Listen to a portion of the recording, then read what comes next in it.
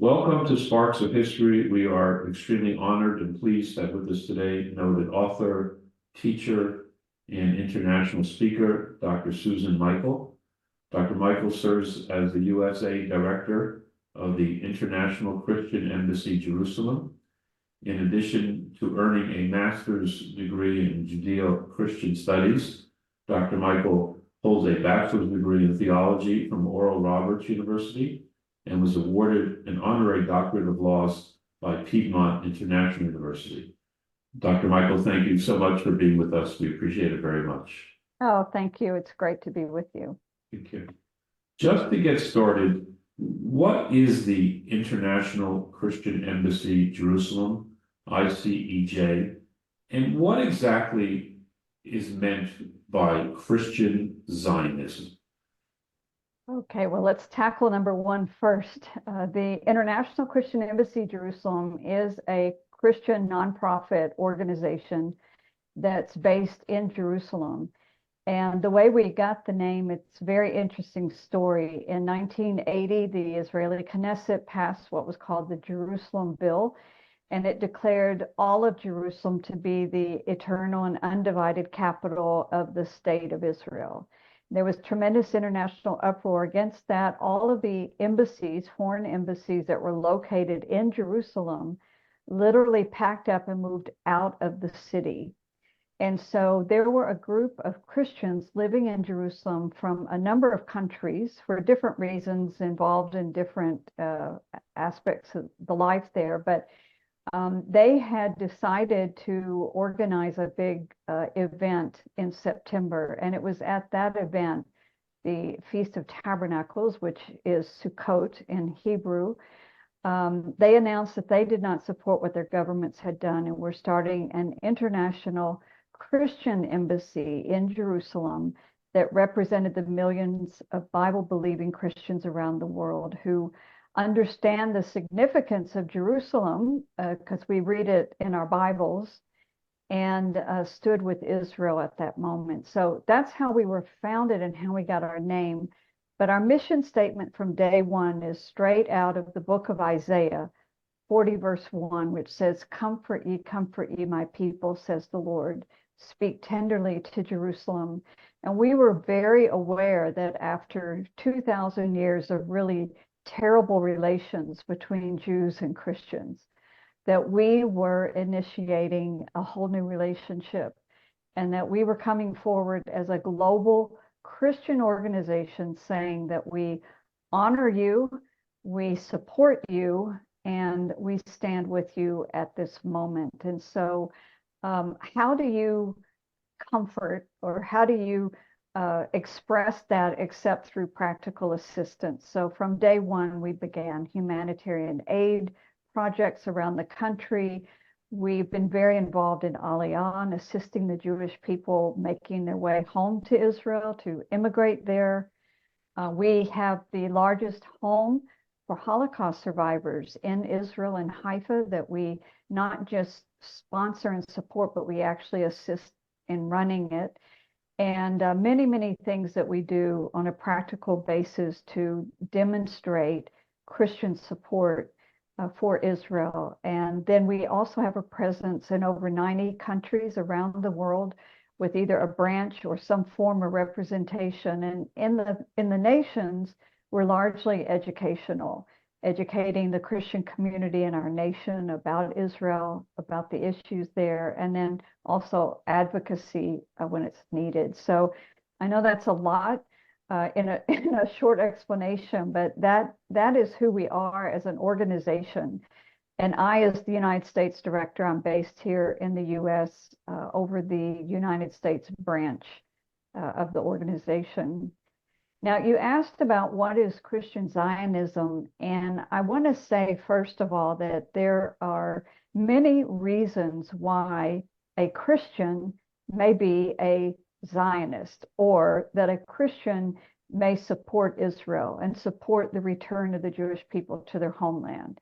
And those reasons can be everything from political reasons. I think all Americans should support Israel. So, of course, I think all Christians should. It could be moral reasons. We understand the history of bad relations between Jews and Christians, and we want to start a new relationship based on mutual respect. And how do we do that but to support one another? There can be ethical reasons. There can be historical reasons. If you study the history, the facts are on Israel's side. So there's many reasons why a Christian may identify as a supporter of Israel. But Christian Zionism as an ideology is what I would call actually a theology. And so Christian Zionism is a reading of the scriptures that says God's promises to Abraham are actually everlasting, and that God's covenant with the Jewish people is everlasting. And he promised that they would one day return to their land and they would have a glorious future in that land. And so we see this as the hand of God, a fulfillment of scripture, a fulfillment of his promises, and therefore we support it. So Christian Zionism would be a belief that God bequeathed the land to the Jewish people actually for the purposes of world redemption, and therefore we support it. That glorious end, that glorious future for the Jewish people in the land is actually going to be a glorious future for the whole earth. And so that would be the basis of a theology. But as I say, many Christians support Israel for many reasons, including their reading of the Bible. Thank you. Obviously, in the news, October 7th, the brutal massacre, the war in Gaza, the war on other fronts. What has changed in ICEJ's efforts since October 7th? Well, nothing has changed in terms of our mission and even our activities, but they are on steroids. And we have been working around the clock, night and day, and not just in Israel, but around the world. So our response to the attack and the war were three-pronged. First is prayer. And so we began a daily prayer call on Zoom where we regularly have over 1,500 Christians from who knows how many nations praying together for 2 hours every day. Now, we actually believe that there's several thousand on there because some of our participants are from countries like China, and one login may actually represent a room full of people. And so it's hard for us to really know the numbers, but prayer, we have an ongoing 24/7 prayer watch where we have people praying around the clock in smaller numbers, but around the clock. And we also have been doing 3-day Esther fast on a rotating schedule. So there's always someone fasting for Israel because we believe that this is not just a military conflict, but it's actually a spiritual conflict between forces of evil and Israel. And so we feel the need to really cover it in prayer. And of course, we also believe in a prayer answering God. And so we do a lot of prayer. Our second response to this has been advocacy.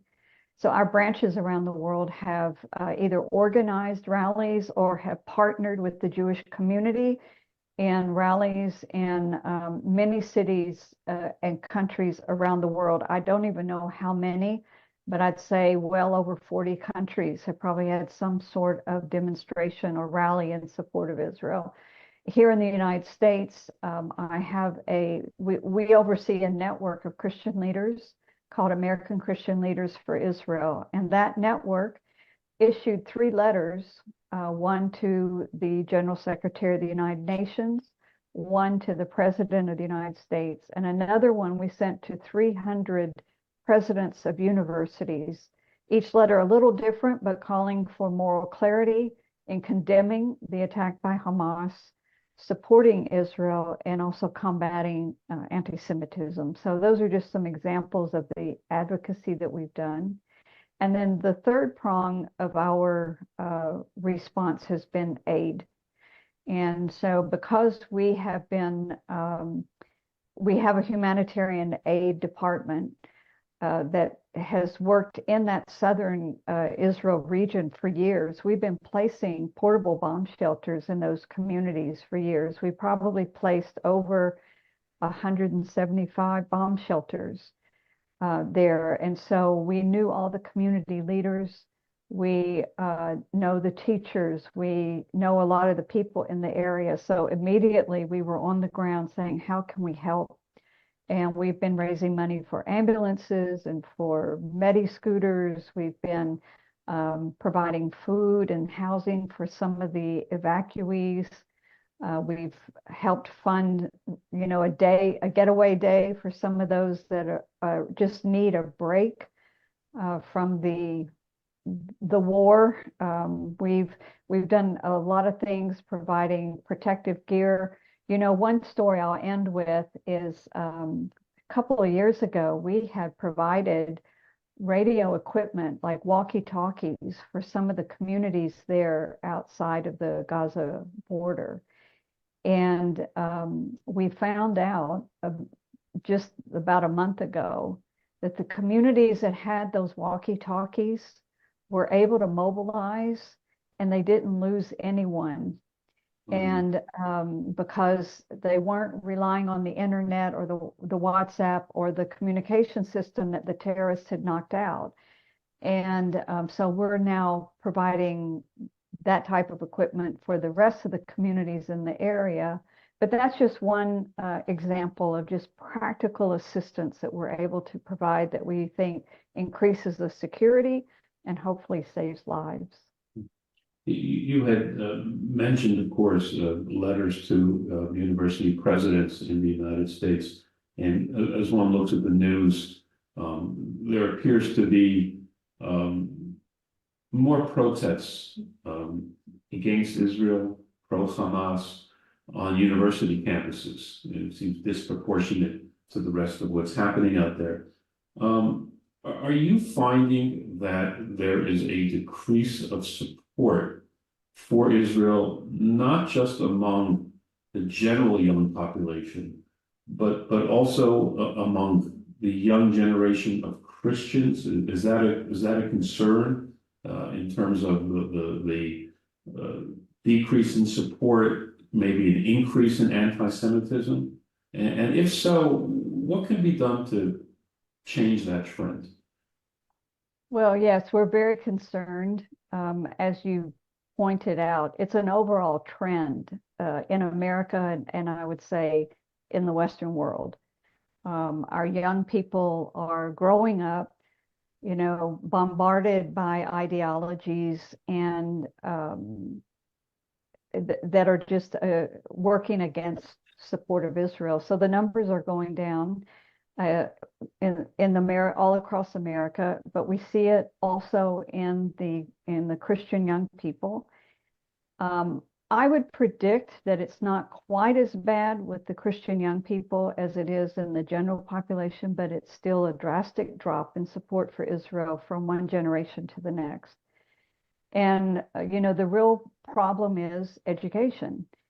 And even in textbooks, in just general textbooks in our schools, there's a bias against Israel. And our young people are growing up with this. And then if they get into college, even our Christian colleges, they're impacted by the general society and the general ideologies that are ruling our world today. So the answer is education. And so I've spent the bulk of the last 3 years building educational tools and resources nonstop. And we now have a whole array of resources. We've started publishing our own books. We have put up online courses for the general population, anyone, and they're free of charge, at least for now. And but I've also built a curriculum, a semester-long class for universities. It's being taught in one Christian school right now, and we just hope that we will have the capacity to promote it to other schools and make it known a course called Introduction to Israel, and it spans everything. It's an overview of 5,000 years of history, but really easy to follow. And it includes anti-Semitism, 6 lectures on anti-Semitism. So this type of educational tool, we put tremendous effort into building. And we're now switching, or I should say, progressing into the second phase of the project, which is to make it known and to begin marketing it and promoting it. And I believe this is the answer, but it's a huge problem. There's hundreds of Christian universities and colleges. There's even more Christian, K through 12 schools. There's a lot of Christian young people are homeschooled. And so to get a curriculum into all those areas, it's a tremendous effort, but we will do what we can because I do believe that that's the answer. Israel and the United States, of course, a tremendous historical bond, predating even the state of Israel with presidents who were Zionistic, and of course Harry Truman's recognition of Israel immediately after the declaration of the state and an increase in support for Israel. What's the greatest threat to the USA-Israel alliance? Do you see cracks in the alliance? And again, what can be done or should be done in this area? Well, if you live long enough, you see some amazing changes. And I can remember back when the Democrats were the strongest supporter of Israel. Mm-hmm. And we've just seen a complete shift in that. Now it's the Republican Party that are stronger in support of Israel. There are still, of course, many Democrats that are supporters of Israel, but it's fewer than it used to be. And I think the most dangerous thing facing the U.S.-Israel relationship is this progressive, liberal, woke ideology that is infiltrating our colleges and, what we were talking about previously, but it's also infiltrating our politics. And it is a movement against Israel, and it is a movement that is basically anti-Semitic. And to me, you're asking my personal opinion. That's my opinion. That is the greatest threat to the U.S.-Israel relationship right now. So how do we go back to a more bipartisan support? I mean, that's always been the Israeli government's policy. We don't favor this party, we don't favor that party. We're looking for bipartisan support, and as you're saying, there's cracks in that from the left. So how do you counter that? I mean, can the alliance survive if it is just so partisan? Well, I'll add to the problem here. I wish that I had the answers for our political divide here in America, but the political divide is also hurting support of Israel because the Democrats and the Republicans find it so hard now to come together and be bipartisan on anything. And so to give you an example, right now, there is a bill in the House and a bill in the Senate calling for financial aid to Israel. And both of them are tied up because in the House, which is run by the Republicans, they added a political clause or another item to it that the Democrats won't go along with. And then in the Senate, the Democrats added to their bill something the Republicans won't go with. So Israel's held hostage to the political divide.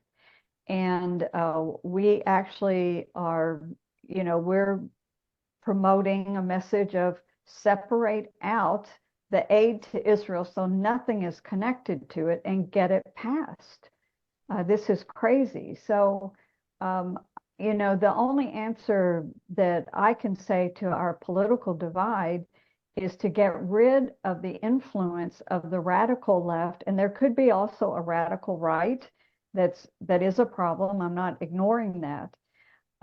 And let's become more centrist in these parties so that we can begin to agree again on bipartisan issues like support of Israel. Otherwise, these extremes are going to keep this divide, and support of Israel is going to be a casualty. As you look at the situation and some of the trends that we've been discussing, Dr. Michael, are you optimistic, pessimistic, or somewhere in between? I'm scared. So I guess that means I'm pessimistic. Um, I'm very, very concerned about the direction that the United States is taking, because it's, as we say, the problem is in our education. It's in our colleges and our universities, and our young people are graduating and have been for how many years now, having been influenced by these radical ideologies that are leading them astray. And so I'm worried because I see the size of the effort that it's going to take to clean this up and turn it around.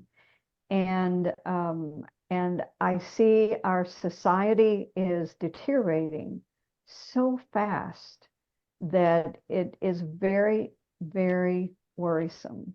And I wish I had a more positive answer for you.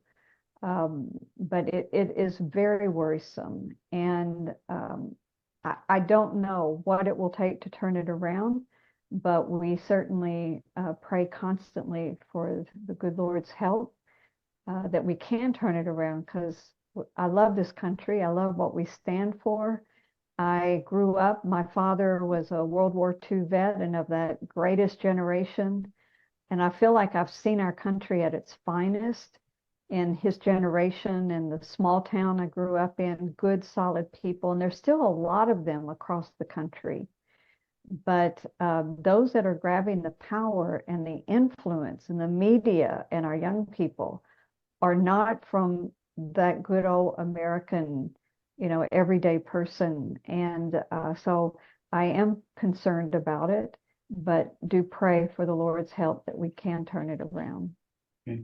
Thank you. That's a wonderful prayer, and obviously we are extremely appreciative of all of your efforts and your organization's efforts, and you should go from strength to strength in all that you're doing. And thank you so much again, Dr. Michael, for your time today. We appreciate it very much. Thank you. Thank you.